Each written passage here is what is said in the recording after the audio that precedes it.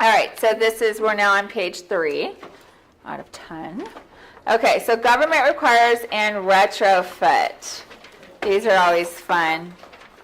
These are the ones nobody really knows anything about. Okay, so in here, what is standard? We click seller, right? Okay, so again, know what company, these are again good agent conversations, and they're going to see that you're a good agent too. If you notice it's a short sale or if it's a bank owned or whatever, and this is so funny how people like, oh, but it's a government thing and it's in the have a conversation. That's why there's 2 boxes there. Doesn't mean that the buyer can't pay for it. So a lot of times in short sales or in REOs, they're going to say, not doing it, don't have the money, not going to do it. Sold as is, if that's not right, you're going to do it. So just have the conversation beforehand, and it'll be a cleaner offer, and the listing agent will like you better if it is something that they're not going to provide and they know ahead of time they're not going to do it, or if it's a trust situation, all the kids are out of state, and they're just dumping this property, put buyer. And don't allow this to come in between them and getting their property. Can you get smoke detectors for like $10 or something? It's not a big deal. It's just a CO2, a smoke detector. It's not a big deal. Have it be part of their home, their thank you gift or housewarming gift. Put it in a basket. Here are things. Or talk to them. Go. It's not a big deal. It's like a few dollars. And if you don't know how much they are, I know they have things out that they need to be 10-year. So if you don't go to Home Depot one weekend and just know what these things are, know the difference between the CO2 detectors and the smoke detectors. I like the combo ones the best, and they're good for 10 years. So buyer and seller shall pay for the cost of compliance with any minimum mandatory government inspections and reports if required. What do you normally click there? Seller, right? And the next one, what do you normally click? Seller. Yeah, so you usually go seller, seller, seller. Make sure if it is, again, one where you know that possibly seller's not going to be able to, that you talk to the agent about that and talk to your buyer ahead of time, because this will come up later. Because if something comes up in their inspection, we need to know that how much is that? And also know about retrofit too. Have you ever had something where, let's say if you're walking on the floors and they appear a little uneven, that could be a foundation issue, correct? The home inspector should catch that as well. That could be a retrofit problem. That could be very expensive. Yeah. Very expensive. So you want to make sure that when you first see the property, that's why we have the agent visual inspection disclosure, is as realtors, we actually should be able to know these very simple things. So look out for that kind of stuff and ask, do you have any issues? Because sometimes they'll let you go into escrow and then tell you. And then tell you. And just try to go, well, the property's sold as is, says so in the agreement, right? And now the burden of proof is on you if they don't already have disclosure or an inspection for you to get the inspection to see if it needs retrofitted. So now guess what that just did to your buyer? You now have another inspection you have to do. Okay, do you do foundation inspections on every property? No. Why? The need isn't there? No. The need isn't there? Are you doing home inspections on every property? Of course. Okay. You want to also, I don't know how it is with our company, maybe one of you guys know, sometimes if you don't, some companies have in their agreements where if you don't have a home warranty, their E&O, you have to pay if anything happened with the E&O insurance, you have to pay the deductible. They won't pay it for you. I don't think we have that here, but I just want to let you know there are some companies out there that like that. Okay, so escrow and title. This is where we can also put other things in here. What do you normally check here? Each to pay their own. Okay. If it's a new agent, that's the listing agent. I'm giving you tricks, okay? I'm just giving you tricks. They might not know any different. You can put seller shall pay escrow fee. And then leave that blank, right? And then you put escrow holder shall be, you can put the escrow name in there, or seller's choice. Sometimes it is nice to call the listing agent, because sometimes they have all these stuff already in place. Are you choosing an escrow? If you want to try to fight for escrow because it's contingent, you can say, look, we're contingent. One of the reasons why we put the escrow down there is because we really want it to be able to close same day. So have the conversation. It would make it much easier that way.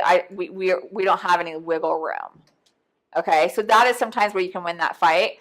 Do you want to talk to my escrow officer? Or if you are willing to do that, they will give your seller a discount. Here's what you can also do. You can put in there, escrow holder shall be, put your escrow holder of your choice. They agree to give seller a discount of 20%. The seller's going to see this contract. Oh, savvy, right?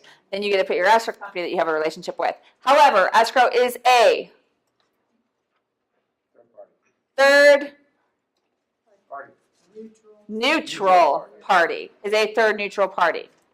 So always remember that. That is something that I actually have snuck through before, as I just hit seller. Yeah. My buyer was like, hardly had any money left. And I was like, oh, these are things we can try, right? And it did go through. As a listing agent, again, you never know who's sending this over. A new agent may not even know. A new agent might think that the seller pays for everything. This is like welcome to life, right? So you always want to look at that, or they may be savvy and try to put it through. They may have been with one of my classes, right? So always look at that. The party shall within 5 days after receipt sign return escrow holder's provisions. Are you checking with escrow to make sure that happens?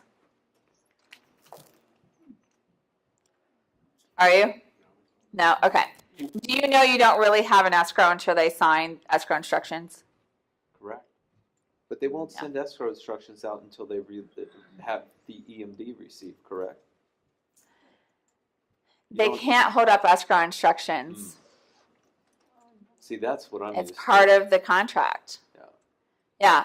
Although, even if buyer is in breach of, They still you have to now are provide. putting seller in breach of.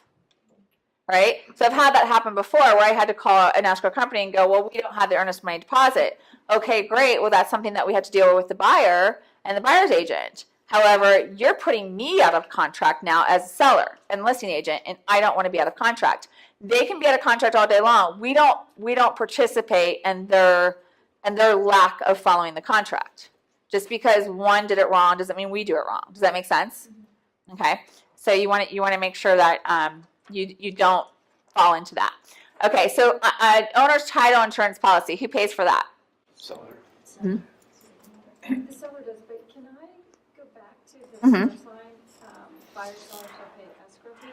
Because it's something I just learned and I, messed up. It didn't cost me anything, but I always put each Their own. their own. Right. And I was a listing agent and the buyer's agent wrote 50-50. Mm-hmm. Oh, no. Oh, it's different. And that's different, just to give that, to people that don't know that. So sometimes, thank you for bringing it up. So if you are doing it buyer seller, and you know you're not going to get through with the other agent, right? So let's say you are doing shall pay escrow fee. A lot of times what I see now is they pay each their own, 50-50 each their own. Always just put each their own, and I would also add not to exceed this amount and go with whatever your escrow company is offering or whatever you're used to. But I would definitely put not to exceed. Because sometimes what will happen is that the escrow company, the third neutral party, is going to give the listing side a discount, and guess who's going to eat it? The buyer. The buyer. This happens a lot in short sales too. So you want to make sure that you're covering your buyer and say not to exceed this. Yeah. And then you're also not going to have the junk fees. Don't they have a lot of those yummy junk fees? You're like, what's this for? Uh-huh. Actually, I actually pulled this once, Mm-hmm. but we had to renegotiate it when they asked for the repairs. But you're also giving things to renegotiate. No, Yeah, exactly. But they caught it a little So later. this is also, thanks for bringing that up. So that is also a reason why you can explain this to your buyers. Go, look, we're going to say not to exceed this. This is what normal escrow fees are. When it comes up to repairs or whatever, we can agree to do this, or we can come up with different things. But you are putting things that you can renegotiate later. However, again, when you are going through this contract, everything in California is sold as is. And I'm going to get to that point where I tell you when to have a conversation with your buyer, okay? Because you've got to have the conversation with your buyer, and there's a different conversation with your seller at the very beginning. So when you get to repair time, you can talk about this is what we can ask for. But you want to prepare them because guess what? Repairs are not a contingency of a sale. All right? A seller does not have to even respond to a request for repair. And if they do respond and agree to something and they don't do it, you cannot hold up an escrow closing. You must close and sue. Okay? It is not a contingency of a sale. Do you guys understand that? All right. So, because I've had this, I was representing the seller, the buyer. This is why we don't represent ourselves. Buyer was the broker, also an attorney, would not close because repairs were not done. And I'm like, I don't have any more magic markers left to explain this to an attorney and a broker anymore. You cannot hold up the close of escrow. And she had to come in, and that was a Kohlbaker, had to come in with me with those brokers and all that. And I went and the manager came out to me. I'm like, really, broker and attorney, and I have to explain to her the contract she wrote, and so really know that and go in understanding that, because you'd be surprised. I would say 80% of agents don't know that. So if there are requests for repairs, you need to get them in before the contingency period is done, because if they choose not to adjust the price, you can get out. Yeah, that's why you want to have your inspection like the first 2 days. Okay. Yeah, because then you can get out for sure and try to get the repairs done within. And then when you do the request for repairs, you can put a time limit on that. Like, we want the repairs done by this date. We will come check them out and we'll release contingencies at that time. It's an agreement. Could I add something to add? Uh-huh. Okay, so one thing that we talked about in our old office when Hallmark came in and would talk to us regularly is that, number one, you want to go on the California Department of Business Oversight and say they're pushing their escrow company. So you want to see that they're licensed under the Department of Oversight, not by the BRE. Right. Okay. And the second thing, which you can't really ask the agent, but call the company and find out if they have cyber insurance. Yeah, you want to find out if they have they want fraud insurance. Exactly. You need, because it is a separate insurance policy for escrow, and a lot of escrow companies don't have it. Some escrow companies, this is scary, don't know they need to. And so the other thing, if you're really feeling kind of leery of this escrow company, physically drive to the address and see that they actually have, this was in a fraud prevention seminar that they had at PWR, actually see that they have a physical address, that there's people inside working in an office. Like if you wandered in, they would say hi, they would greet you. They look like a functioning escrow operation. Right. That was extreme, but I thought that's a great idea, because you get these companies. You can also add that in there, escrow holder shall be, and you can put, if you want to say seller's choice, as long as they have the fraud insurance, additional fraud insurance, you can say that as well. Licensed by Department of Business Oversight. Exactly. So I am a little worried because I have overseen an inside escrow company, and I am aware of the two different escrow companies. You do get a lot better, more seasoned because of how they're also paid. Escrow officer when it is not just an in-house escrow. Does that make sense? So it just is what it is. So ours are like ours in Newport. She's not considered an in-house escrow. Okay. No, they're not broker owned. So that's a lot better. Yeah, big difference. Which is good because and I can just tell you through the years of experience and even just the ones that I managed, it was totally night and day of caliber of escrow, because usually the in-house ones they're not able, they don't get as much business. You're not able to pay them as much, so you're not going to get the talent. Right? Talent costs a lot. So okay. So buyer seller shall pay owner titles insurance policy. What do you normally pick there? Seller. Okay. Owner title policy to be issued by. Do you ever try to get who you like and takes care of you? Here's an objection handler on that if they try to counter it out, but it's good. Then again, have good communication with the listing agent. One of the things that you can say is just go, I put seller's choice on the non-recurring things. I put actual companies in on the things that will carry over to the buyer. So the title insurance is going to be the title insurance on that property moving forward, and that is now going to be the buyer's. and that's a really good objection handler. Go, you know what, this is someone that we all have a relationship with, and if something were to go wrong, we would know who to contact. So that's a very great objection handle. Especially since Mr. Smith is divorced Mrs. Smith, and then the Les pendants from the roof contractor went on with the city Right. inspection, and Yeah, because it's not going to be on the listing. The listing agent's not going to have to deal with this. It's going to be you and your relationship with that buyer, now owner. So you probably want to also, and you want to know which ones, which title insurance companies regard, who underwrites their policies, that kind of thing. Okay, so but is that a good objection? But call them ahead of time and let them know why. Right. Also, sometimes when we get to, I'll let you know when we get to the home warranty. I'm going to tell you some things about that. Okay. So buyer seller shall pay county transfer tax. Who usually pays that? Seller. Okay, great. Buyer seller shall pay city transfer tax. Seller. Okay. Homeowners association HOA transfer fee. Seller. Okay. This is the one that I see a lot of problems with. There's not even anything to check it. Seller shall pay HOA fees for preparing documents required to be delivered by civil code. When we get below, I'm going to show you if your listing agent, sometimes if the seller doesn't have any money, depending on what their situation is, or they're difficult, or it's a trust and it's all the kids. Okay, this happens a lot in trust. And they're just wanting their money. Nobody wants to agree. Nobody wants to put money in or anything like that. You may have to counter this out and say that the buyer pays for the doc fee and it goes out of their deposit and it's non-refundable. Okay, you may have to counter that out. And this will cause you a lot less grief moving forward. This is where I get a lot of countering back, because I always check seller.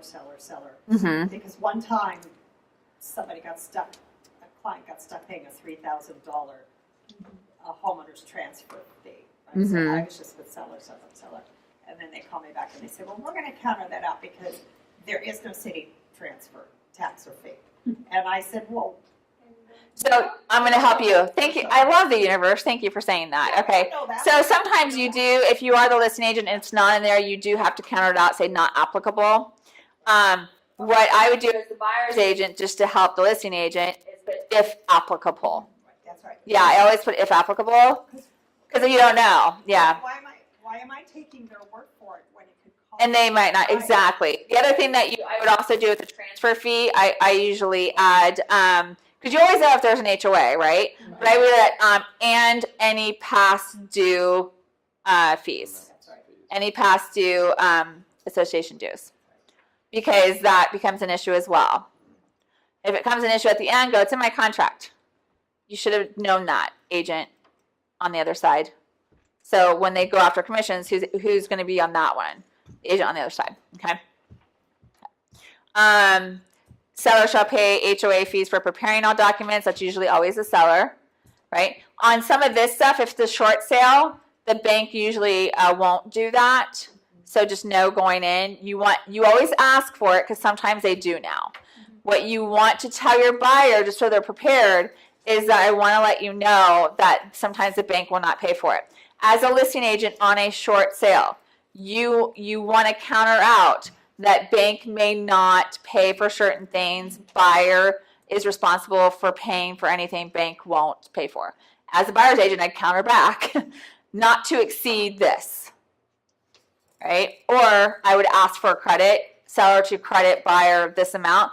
The bank will often, to go towards closing costs, the bank will often, because of the way the government and all their approval things, will approve a credit to the buyer for closing costs, but won't approve the HOA fees. You know, so just hopefully you have a really good listing agent on that and have those conversations.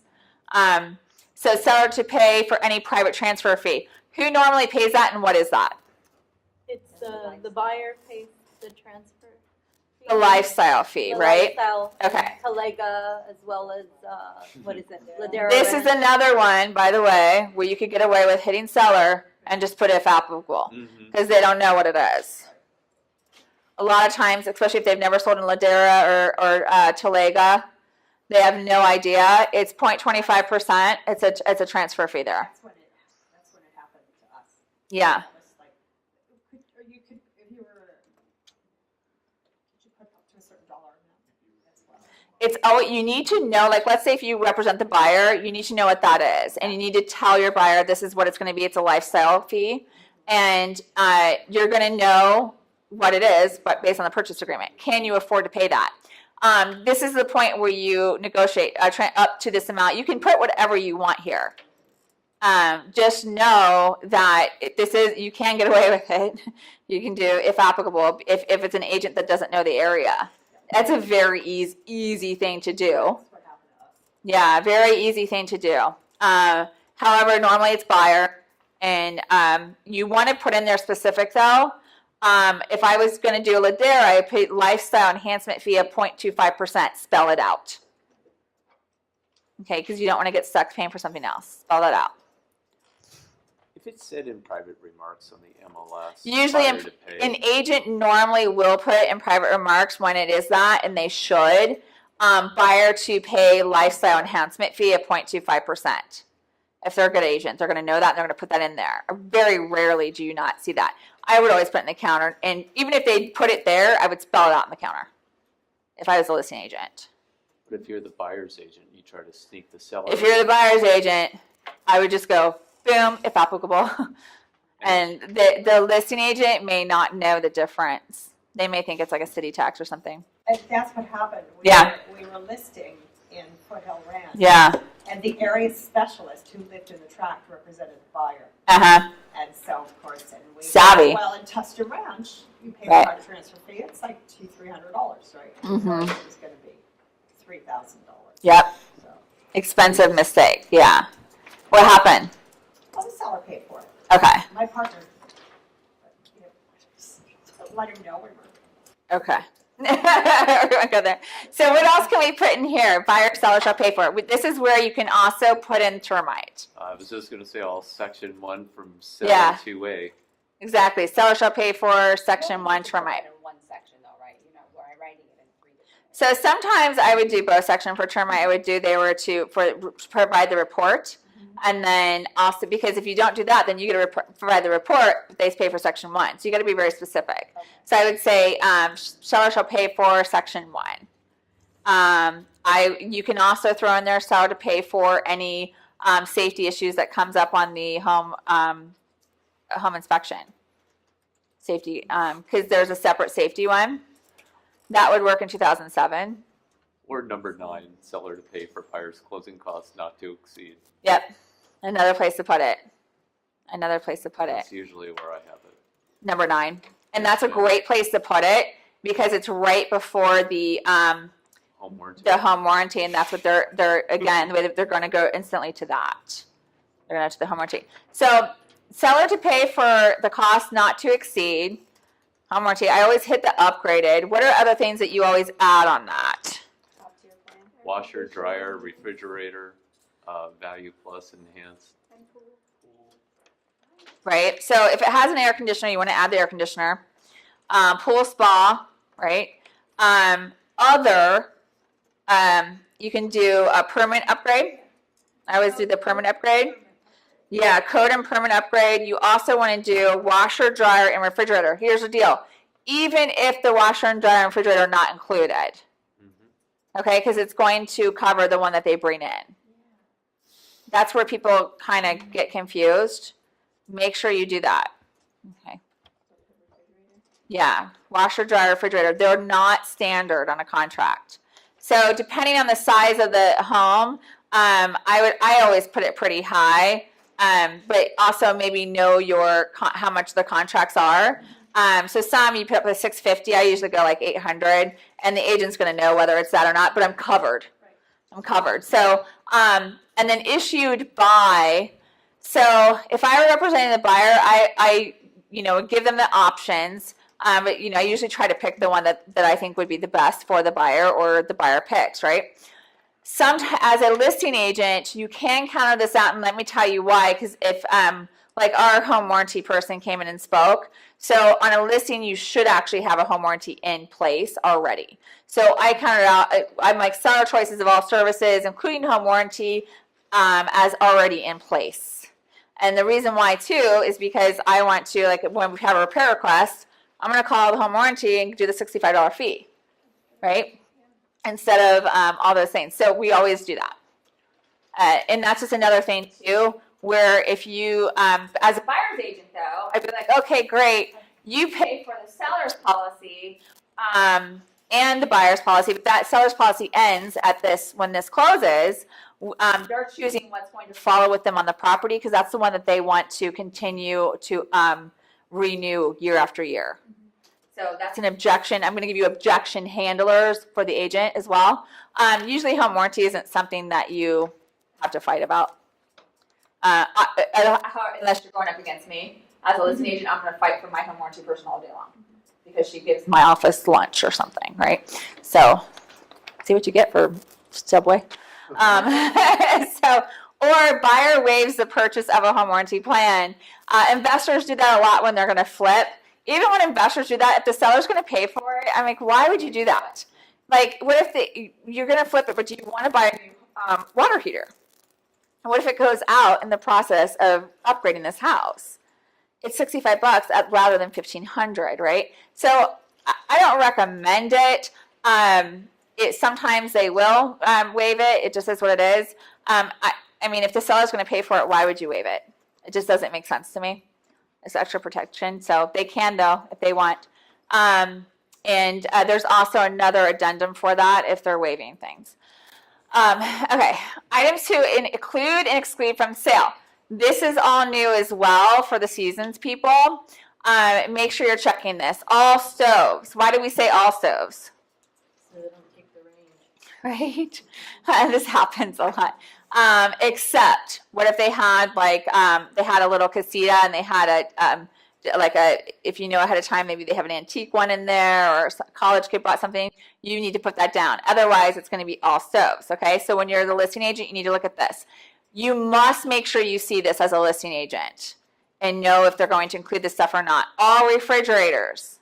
That will include wine temps, okay? And anything in the garage. So if they are not including their garage, refrigerator, freezer, whatever, or their wine temp, you need to check that and counter that out. Or tell the buyer's agent ahead of time, this is not included. I usually would have it in the MLS, like what's not included. So except for wine refridge, or except for refrigerator in garage, or freezer in garage, whatever that is. So make sure you're looking at that.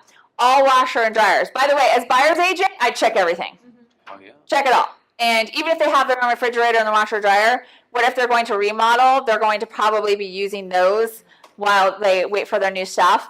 Or they can sell it on Craigslist or something. I also, one of the reasons, and as a listing agent, let me help you be a little savvier here. There's a reason why I wouldn't offer a refrigerator or a washer and dryer. Even if, you know what I'm going to do. Even if the sellers are okay with leaving it. Obviously, if it's attached, most likely it's going to go, right? Let's say it's a detached refrigerator and a washer and dryer. Washer and dryer, by the way, is personal property. So the fact that it's even in here is kind of weird in itself. But they have it in here. The reason why I never offer up, because come request for repair time, I now have a negotiation chip. So they wanted their washer and dryer, they wanted their refrigerator, I countered it out. And I can talk to the agent and go, hey, they really didn't want to have to buy another one. They're going to take it with them. They really love this, blah, blah, blah, blah. They come in, even though I know they could care less. They come in with the request for repair. Go, you know what? They don't really want to come out of pocket. How about we leave the refrigerator and washer and dryer? Something they were already okay with doing. We did that. Right? So that is a great negotiation. Way to negotiate. Tell your sellers ahead of time when you're negotiating, like, no, we don't give away the farm. No, we give this out later. And then also it can buy you time. What if they need to stay a couple extra days? Hey, they need to stay a couple extra days. House is getting painted. Can we stay? You don't need to be in yet. We'll throw in the to compensate you, wash and dryer. Yeah. With our washer dryer. You pay them off with things, right? Okay. So does that make sense? Make you a little bit more savvier on that? Some negotiation tools. Okay. The following additional items. What could you put there? Chandeliers. Okay. Ceiling fans. All window treatments and coverings included. So chandeliers and window, things like that they're attached and they're affixed to the property, so they're going to go with the property. If they don't, that seller's gonna be in trouble. Window treatments are supposed to go with it as well, however, I would include it there. May I make another note on the Mhm. washer and dryers? Mm-hmm. So they checked washer and dryers. On the walkthrough, they don't see the stainless steel ones. They see the white Maytag ones because they just said washer and dryer. They didn't say those washer and Right. dryers. Correct? The following additional items, all items above are to be what are currently in the property. In We're- Texas, they used to have us put the serial numbers in. That's what I was gonna say. Or Oh, refer really? to addendum 1 from item 6 with the pictures of the serial numbers The and pictures, the picture yeah. of the And washer it and wasn't dryer. required, but they suggested it, because people would just go in and give you a washer and dryer, but it wasn't Right. the one you expected. Make sure as an agent, you're letting, because you don't want, so buyer and seller is emotional, right? Make sure as the agent, you're letting the agent know that you're doing it. Not the buyer. You don't want to taint, because eventually you would hope, in a perfect situation, seller meets buyer at the very end and shows them how the house works. In Irvine, this was happening with the vent hoods. The They would what? change the vent hoods out on the range and stuff, so the backyard. Oh, right. Yeah. I could see that happening. The other thing, which we'll get to down to the bottom, I'll show you another thing I always check. So here, existing phone, home, automation system are not included in the sale. Make sure you look at that as well. You also need to know if there's any leases on the property on any equipment, whether it's water softeners. If there are, you get it off, and you don't want to continue with it, make sure it's off that property. You can do accept any items that have leases attached to them. That could be a water softener. There's things like that. So they're supposed to disclose it. Sometimes they don't know. Alarms, yeah. You don't want the alarms. Okay, so items excluded from sale. Although it says it in the contract, I usually add it here as well. Property to be free and clear of all debris, and trash cans to be empty. I'm just, see, Yeah. Have you ever gone, like, it might be clear and free, but the damn trash cans are full, right? And so now they have to wait until trash day, and it's not for another week. And do buyers get upset about that? Is it rude? Because if it's me, I Yeah. can't physically move them. Yeah, it's rude, it's tacky. They need to, and if you want to even go the extra mile, you say, and trash cans to be cleaned or trash cans to be replaced. You can do that too, because nowadays it's the trash, and that's if they have the trash cans that the city provide, but nowadays it's most places. I know some places on the peninsula they don't. It's your own trash cans. But I would definitely put that in there. Brackets attached to walls, floors, or ceilings. You want to talk this over with your buyer, and also your seller, because if they do take it and they patch it and all of that, you're just asking for it patched. You need to be very specific on that. If it has a textured drywall, are they going to make sure it's textured? Is it going to be by a licensed contractor? How is this going to be? If they say leave the brackets, well, do you want a TV there? You got to find that out. Have you ever removed a bracket and then the color behind the bracket is white and the walls are not? And they had no intention of changing that. So just get really specific with them on that. Usually the sellers leave the brackets, and I mean, you can get them at Costco now for nearly nothing. If it is a big deal, sometimes some men are real attached to their brackets, okay? Oh, didn't mean to laugh, I'm sorry. Offer the buyer, tell them you'll give them a gift card to Costco. Mike's red. I love it. Okay, so next one.